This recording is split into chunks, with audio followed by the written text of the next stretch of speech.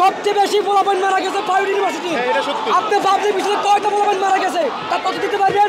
হাজার হাজার তথ্য আমাদের কাছে আছে। প্রাইভেট ইউনিভার্সিটি রেখে কোনো কমিটি হবে আমরা তা মানে নিব না। সেকেন্ড থিং হচ্ছে আন্দোলনের সময় প্রাইভেট পাবলিক বলে কোনো কিছুই ছিল না, আমরা সবাই মিলে এলাই ছিলাম।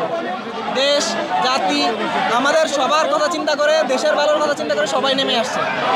তাহলে আজকে যদি আপনি কোনো একটা সিদ্ধান্ত নেন, কোনো একটা কিছুতে নিয়ে যান, সেখান থেকে আপনি তো সবার সাথে এলাই করে কথা একটা জিনিস নিয়ে আসা উচিত ছিল। আমরা দুটো জিনিস পছন্দ করতেছি না, একটা হচ্ছে যে এখান থেকে আমাদের স্টার্টিং আমরা পছন্দ করতেছি না, আর সেকেন্ড থিং হচ্ছে যে আন্দোলনে যেহেতু আমরা ইনভলভমেন্ট ছিলাম, উত্তরার কথা মনে রাখেন, বিশেষ করে উত্তরায়, আমি যেহেতু উত্তরা থেকে আসছি, উত্তরায় কোনো পাবলিক ইউনিভার্সিটি নাই।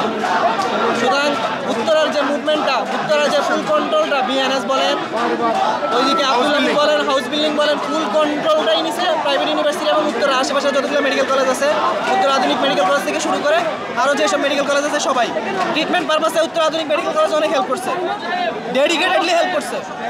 কিন্তু আমার কথা হচ্ছে আজকে এই জায়গায় এসে আপনারা ফ্র্যাকশনের রাজনীতি কেন করবেন? এই ফ্র্যাকশনের রাজনীতি আমরা নতুন বাংলাদেশে চাই নাই, চাই নাই।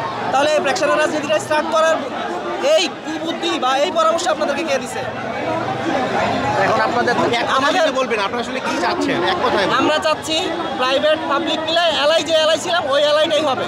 আমাদের ছাড়া কোনো কমিটি, সম্মিলিত কোনো কমিটি ছাড়া আমরা এখন কোনো কমিটি মানব না, বৈষম্যতা থাকবে না এবং এই জায়গায় বৈষম্য যাতে না থাকে। আমার দাবি থাকবে, আমার অনেক কিছু চাওয়ার থাকতে পারে, প্রাইভেটের গভর্নমেন্টের অনেক কিছু চাওয়ার থাকতে পারে, আমার সাথে না মিলতে পারে, কিন্তু তাই বলে আমাকে না বাদ দিয়ে যদি আপনি ফ্র্যাকশনের রাজনীতি চিন্তা করেন, এটা তো হয় না, এটা তো wrong, this is wrong, totally wrong না। সবচেয়ে বেশি পোলাপাইন মারা গেছে প্রাইভেট ইউনিভার্সিটি। আপনি ভাবছেন পিছনে কয়টা পোলাপাইন মারা গেছে তার তথ্য দিতে পারবেন? হাজার হাজার তথ্য আমাদের কাছে আছে। উত্তর যখন এই হলগুলো বন্ধ হয়ে গেছে তখন সবাই চলে গেছে, আমরা উত্তর প্রাইভেট ইউনিভার্সিটি পোলাপাইনে এই আন্দোলনকে আবার গড়ে তুলছি। আমরা সবচেয়ে হত্যা শিখে পাইছি, দুর্বল শিখে পাইছি, অত্যাচার শিখে পাইছি। আমরা বাসায় থাকতে পারি নাই, আমরা হোস্টেলে থাকতে পারি নাই, আমাদেরকে দাঁড়ানো হয়েছে, আমাদেরকে গুলি করা হয়েছে। আমাদের তারা কেন তারা আজকে করবে? তারা এখান থেকে 5টা শহীদ মিনার করা উচিত ছিল, তারা কেন সেলিব্রেট করবে? প্রাইভেট ইউনিভার্সিটি রেখে কোনো কমিটি হবে আমরা তা মানে নিব না। আমরা সিন্ডিকেটের বিরুদ্ধে ডাইরেক্ট অ্যাকশন, কোনো অফিস সহ হবে না, সোজা কথা আমাদের। আমরা এই কমিটি মানি না।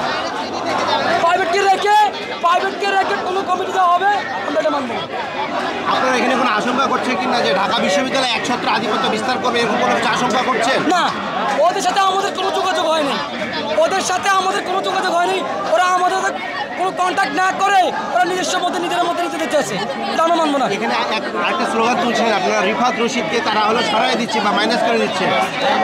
রিফাত হচ্ছে প্রাইভেট ইউনিভার্সিটির একজন, উনি একটু সমন্বয়ক, উনি প্রাইভেট ইউনিভার্সিটি সকলকে একত্র করছে, উনি এই আন্দোলনের বিশাল ভূমিকা রাখছে, কিন্তু তাকে ওরা বাদ দিয়ে তারা তাদের নিজেদের লোক ঢোকাতে যাচ্ছে।